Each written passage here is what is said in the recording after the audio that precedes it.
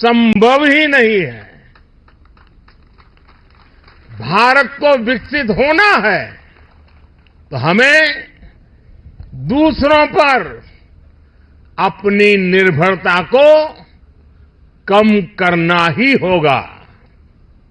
और इसलिए आज भारत खाने के तेल से लेकर आधुनिक लड़ाकू विमान तक हर क्षेत्र में आत्मनिर्भरता पर बल दे रहा है। आज का ये आयोजन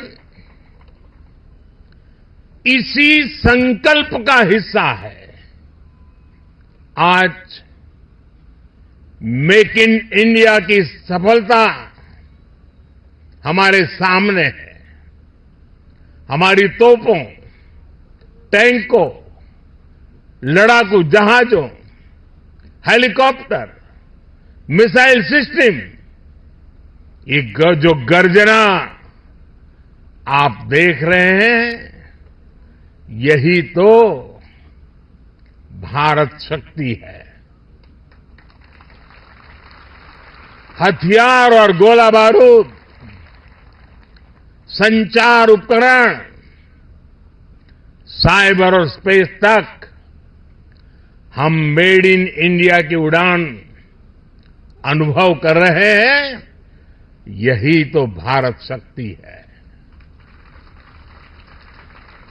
हमारे पायलट्स आज भारत में बने तेजस लड़ाकू विमान, advance light helicopter, light combat helicopter उड़ा रहे हैं।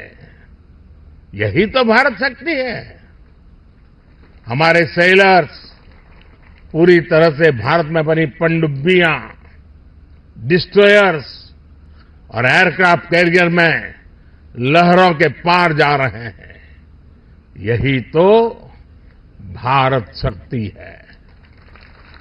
हमारी थल सेना के जवान भारत में बने आधुनिक अर्जुन टैंक्स और तोपों से देश की सीमाओं की सुरक्षा कर रहे हैं। यही तो भारत की शक्ति है। साथियों, बीते 10 वर्षों में हमने देश को रक्षा क्षेत्र में आत्मनिर्भर बनाने के लिए एक के बाद एक बड़े कदम उठाए हैं। हमने पॉलिसी स्तर पर नीति विषयक सुधार किया, रिफॉर्म्स किए। हमने प्राइवेट सेक्टर को इससे जोड़ा। हमने एमएसएमई, स्टार्टअप्स को प्रोत्साहित किया। आज देश में उत्तर प्रदेश और तमिलनाडु में डिफेंस कॉरिडोर्स बन रहे हैं। इनमें अब तक 7,000 करोड़ रुपए से ज्यादा का निवेश हुआ है। आज हेलीकॉप्टर बनाने वाली एशिया की सबसे बड़ी फैक्ट्री भारत में काम करना शुरू कर चुकी है। और आज मैं अपनी तीनों सेनाओं को भी बधाई दूंगा। हमारी तीनों सेनाओं ने सैकड़ों हथियारों की लिस्ट बनाकर तय किया कि अब वो इन्हें बाहर से नहीं मंगाएगी। हमारी सेनाओं ने इन हथियारों के भारतीय इकोसिस्टम को सपोर्ट किया। मुझे खुशी है कि हमारी सेनाओं के लिए सैकड़ों सैन्य उपकरण अब भारत की कंपनियों से ही खरीदे जा रहे हैं। 10 वर्ष में लगभग 6 लाख करोड़ रुपए के रक्षा उपकरण स्वदेशी कंपनियों से खरीदे गए हैं। इन 10 वर्षों में देश का रक्षा उत्पादन 2 गुना से भी ज्यादा यानी 1 लाख करोड़ रुपए से अधिक हो चुका है। और इसमें हमारे नौजवान भी अहम भूमिका निभा रहे हैं। पिछले 10 वर्षों में 150 से ज्यादा नए डिफेंस स्टार्टअप शुरू हुए हैं। इनको हमारी सेनाओं ने 1800 करोड़ रुपए का ऑर्डर देने का निर्णय लिया है। साथियों, रक्षा जरूरतों में आत्मनिर्भर होता भारत सेनाओं में आत्मविश्वास की भी गारंटी है। युद्ध के समय जब सेनाओं को पता होता है कि जिन हथियारों का वो इस्तेमाल कर रही है वो उनके अपने हैं, वो कभी भी कम नहीं पड़ेंगे, तो सेनाओं की ऊर्जा कई गुना बढ़ जाती है।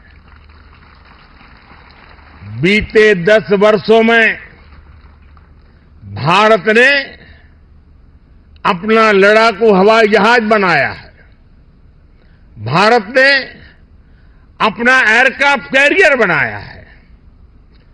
C-295 ट्रांसपोर्ट एयरक्राफ्ट भारत में बनाए जा रहे हैं।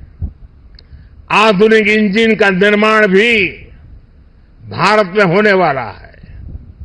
और आप जानते हैं, कुछ दिन पहले ही कैबिनेट ने एक और बड़ा फैसला लिया है।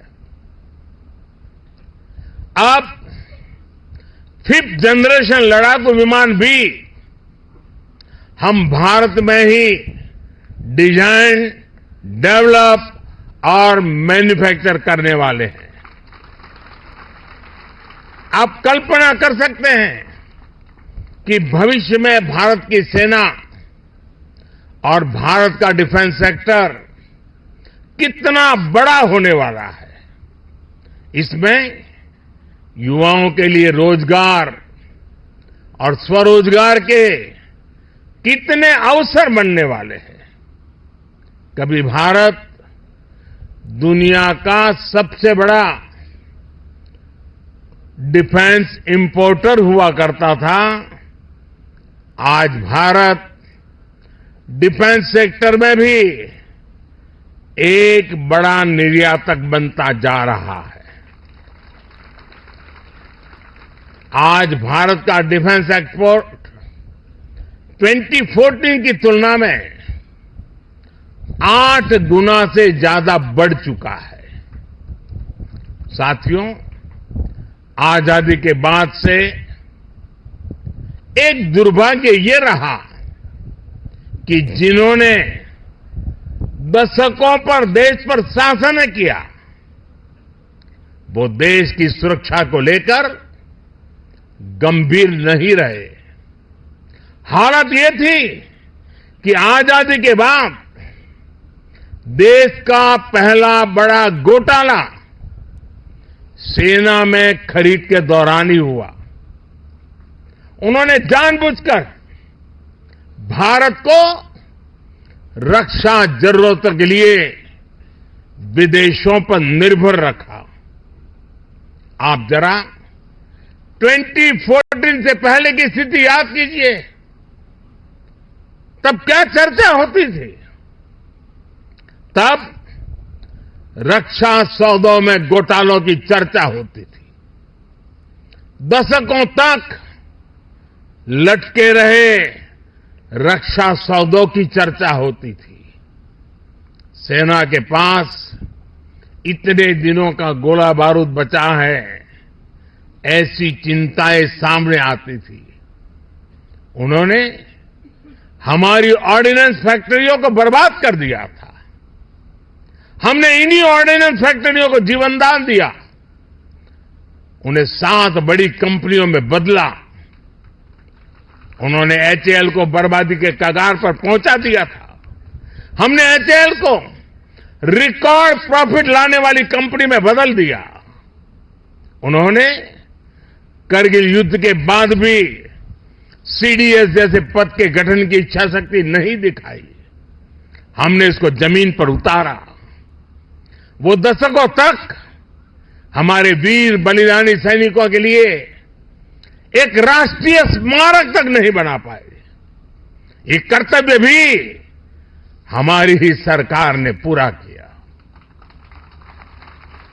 पहले की सरकार तो हमारी सीमाओं पर आधुनिक इंफ्रास्ट्रक्चर बनाने से भी डरती थी, लेकिन आज देखिए एक से एक आधुनिक रोड, आधुनिक टनल हमारे सीमावर्ती क्षेत्रों में बन रही है। साथियों, मोदी की गारंटी का मतलब क्या होता है, ये हमारे सैनिक परिवारों ने भी अनुभव किया है। आप याद कीजिए, 4 दशकों तक OROP, one rank one pension को लेकर कैसे सैनिक परिवारों से झूठ बोला गया, लेकिन मोदी ने OROP लागू करने की गारंटी दी थी और उस गारंटी को बड़े शान के साथ पूरा भी कर दिया। इसका फायदा मैं आज जब राजस्थान में आया हूं तो मैं बताता हूं, राजस्थान के भी 2.25 लाख पूर्व सैनिकों को मिला है। उन्हें OROP के तहत 5,000 करोड़ रुपए से ज्यादा मिल चुके हैं। साथियों, सेना की ताकत भी तभी बढ़ती है जब देश की आर्थिक ताकत बढ़ती है। बीते 10 वर्षों के अथक और ईमानदार प्रयासों से हम दुनिया की 5वीं बड़ी आर्थिक ताकत बने, तो हमारा सैन्य सामर्थ्य भी बढ़ा है। आने वाले वर्षों में जब हम दुनिया की 3री बड़ी आर्थिक ताकत बनेंगे, तो भारत का सैन्य सामर्थ्य भी नई बुलंदी पर होगा और भारत को 3री बड़ी आर्थिक ताकत बनाने में राजस्थान की बहुत बड़ी भूमिका होने वाली है। विकसित राजस्थान विकसित सेना को भी उतनी ही ताकत देगा। इस विश्वास के साथ भारत शक्ति के सफल आयोजन की फिर से एक बार मैं आप सबको और तीनों सेनाओं के द्वारा संयुक्त प्रयास को हृदय की गहराई से बहुत बहुत बधाई देता हूं। मेरे साथ बोलिए, भारत माता की, भारत माता की, भारत माता की। बहुत बहुत धन्यवाद।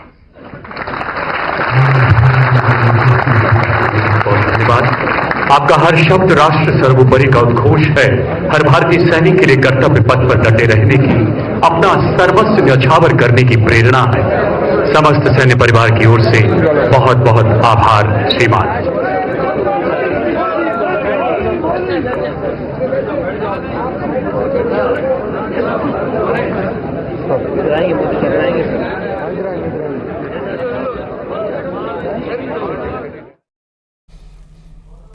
जैसलमेर पोखरण से आप लाइव सुन रहे थे प्रधानमंत्री नरेंद्र मोदी को तीनों सेनाओं का युद्धाभ्यास और सैनिकों की हौसला अफजाई यहां पर प्रधानमंत्री नरेंद्र मोदी की तरफ से की गई और साफ तौर पर यह कहा गया कि भारत किस तरीके से डिफेंस के क्षेत्र में आत्मनिर्भर बन रहा है, ये इसकी जीती जागती मिसाल है। भारत अपने हथियारों को और खुद ही घर पर निर्माण करने की दिशा में बेहद आगे बढ़ रहा है और ये निरंतर प्रयास जारी रहेगा। सीधे तौर पर बिना नाम लिए हुए पूर्ववर्ती सरकारों पर भी प्रधानमंत्री नरेंद्र मोदी की तरफ से हमला करते हुए कहा गया कि इससे पहले की दूसरे दलों की सरकारों की तरफ से कभी भी देश के डिफेंस सेक्टर में, रक्षा क्षेत्र में आत्मनिर्भरता को लेकर ध्यान नहीं रखा गया। घोटालों की अगर बात आए तो ये लगातार इस क्षेत्र में सामने आते गए और आपको बता दें कि इस दौरान ये